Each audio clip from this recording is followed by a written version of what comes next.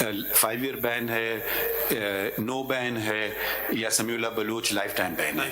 तो अब उसके कॉन्सिक्वेंसेज नेचुरली विल फॉलो जो भी डिसीजन होगा, because we are the supreme court and everyone has to follow our decision. तो हम आपके इंडिविजुअल केस आप बुरा ना माने, हम उसमें टच नहीं करना चाहते हैं, क्योंकि हो सकता है आपकी और भी प्लीज हों, वो फिर अलहदा सुनेंगे जी।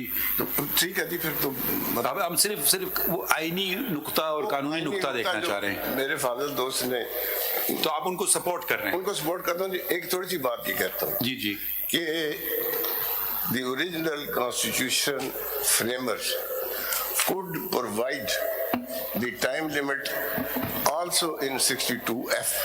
एफ था ही नहीं ओरिजिनल में। कर रहे हैं ना सपोर्ट 18th amendment से पहले। They could do so amendment.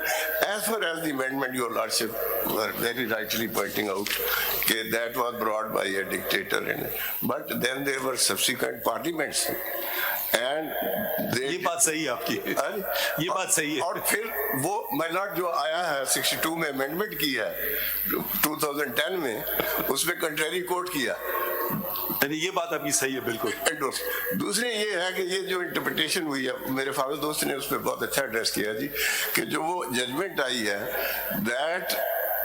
That is judgment law. समी साहब के केस में जजमेंट लॉ, और जजमेंट लॉ जब आ गया तो वो उसको जब उसके कॉन्स्टिट्यूशनल इफेक्ट होंगे तो कॉन्स्टिट्यूशनल अमेंडमेंट से वो हो सकता है, इससे नहीं हो सकता।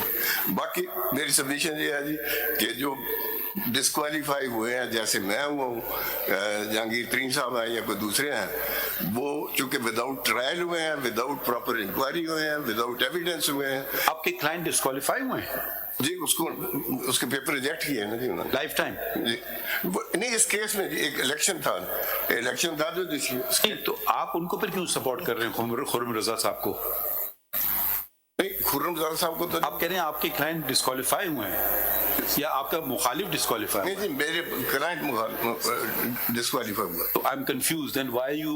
मैं ये कहता हूँ ना जी कि वो जो पोजीशन है कि वो पूरी इंक्वायरी होनी चाहिए, जो दो जजमेंट लाइफ टाइम को आप सपोर्ट करते हैं, आप कहते हैं कि अगर इंक्वायरी होती तो आपका क्लाइंट, मैंने सर अर्ज कर दिया, जो अल्लाह बीनू केस है और जो केस है उसका सरदार। आप कह रहे हैं कि आप असूली मौक़िफ़ इख्तियार कर रहे हैं इवन दो आपका क्लाइंट डिस्क्वालीफाइड हुआ है।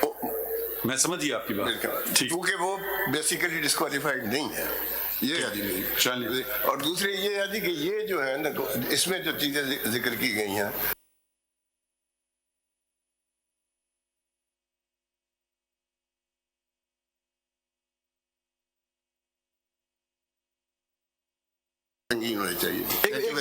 एक बात आपसे पूछ रहे हैं, ये जो आप कहते हैं ना डिग्री जाली डिग्री थी,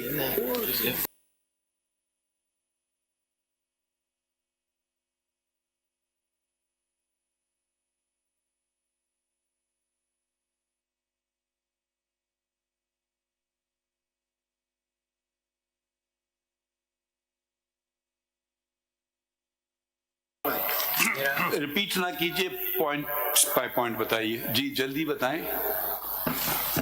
माय लॉर्ड, आप उनके आर्गुमेंट्स अडॉप्ट कर रहे हैं या नहीं? माय लॉर्ड, पार्टली अडॉप्ट कर रहा हूं लेकिन मुकम्मल नहीं जी। मैं पहले अर्ज करूंगा डिक्लेरेशन के बारे में। नंबर बताएं केस का। मेरा नंबर है जी 984 और 2018 माय लॉर्ड। आपके मुखालिफ आप रिस्पोंडेंट है, अपेलेंट? एपिलांट हूं माय लॉर्ड। अच्छा, उन्होंने क्या किया है जिसके खिलाफ आप आए हमारे पास? उन्होंने मैट्रिक अपने आप को डिक्लेयर किया 2018 के इलेक्शन में। अच्छा, तो आप डिग्री वाला केस पहले चलिए, अब आप लीगल कॉन्स्टिट्यूशन बात करें। 199 के हवाले से मैं अर्ज करूंगा, जो डिक्लेरेशन का क्वेश्चन है कि डिक्लेरेशन 199 के तहत ये मेन फीचर है आर्टिकल 199 का।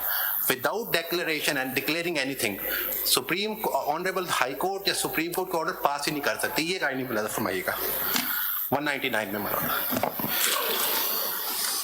जी। पहला माइलॉर्ड सबसेक्शन क्लॉज 1 में पढ़ूंगा। Subject to the constitution a high court may, if it is satisfied that no other adequate remedy is provided by law. Now I'll go to Roman 2.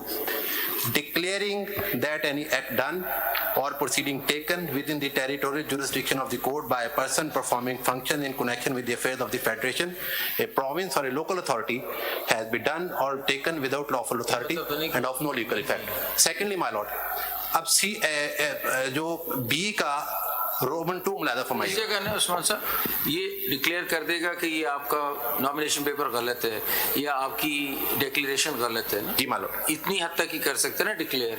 नहीं मालूम, मैं अर्ज ये कर रहा हूँ कि एक तो मैंने एक एस्पेक्ट बताया, ये डिक्लेरेशन तो उसके लिए है कि any person performing function in connection with the affairs of the federation, जी मालूम, सरकार के खिलाफ सरकार के लिए, आम आदमी के लिए तो मैं अर्ज कर रहा हूँ, मैं पहला सवाल ये था मालूम का डेक्लेरेशन क्या 199 के नाम हो सकती है।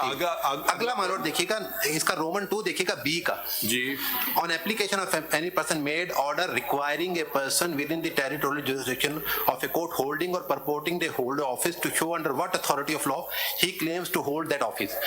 ये भी declaration इसको subsequently होगी, वो भी जो वारंटों की जुरिस्डिक्शन है जनाब, ये तो हाई कोर्ट एक्सरसाइज कर सकता है ना। हाई कोर्ट, मैं यही अर्ज कर रहा हूँ, हाई कोर्ट को वारंट जब इशू करती है तो डिक्लेयर भी करती है साथ, सिर्फ ये नहीं कहती कि आप This शो is the करें। original jurisdiction of the High Court under Article 199. Writ of quo warranto can be issued by the High Court. जी मालूम, This is the only declaratory power यही है। नहीं मालूम, बिल्कुल ठीक है, यही पावर ऑनरेबल सुप्रीम कोर्ट को भी 184(3) में है। चलिए मान ले, अब आगे बढ़े, आगे मैं अर्ज करता हूँ मालूम, इसको इस अब तरह देख ले कि मान लेते हैं ये बात है, तो हाई कोर्ट के सामने कोई डिग्री होगी, कोई डिक्लेरेशन होगी, तो हाई कोर्ट कहेगा how you are holding the office. मतलब यही मैं अर्ज कर रहा हूँ, होगी अगर उसके बाद। लाजमी नहीं, इलेक्शन लॉज के अलावा भी या इलेक्शन लॉज में ठीक भी ठीक समझे, आगे बढ़िए, आगे बढ़िए। आगे जो देखिएगा, मैं दोबारा आऊंगा माय लॉर्ड, ए का सब जो क्लॉज रोमन 1 है my lord, on application of regular party make an order directing a person performing with in the territorial jurisdiction of the court functions in connection with the affairs of federation, a province और local authority to refrain from doing anything he is not permitted by law to do or to do anything he is required by law to do without declaring that what is the function of the person who is acting under the federal law or the provincial law। ये declaration नहीं हो सकती, ये order नहीं हो सकता। इसका मतलब ये है कि declaration इनबिल्ट है इसमें। सब्सक्राइब करें और बेल दबाएं ताकि कोई खबर रह न जाए।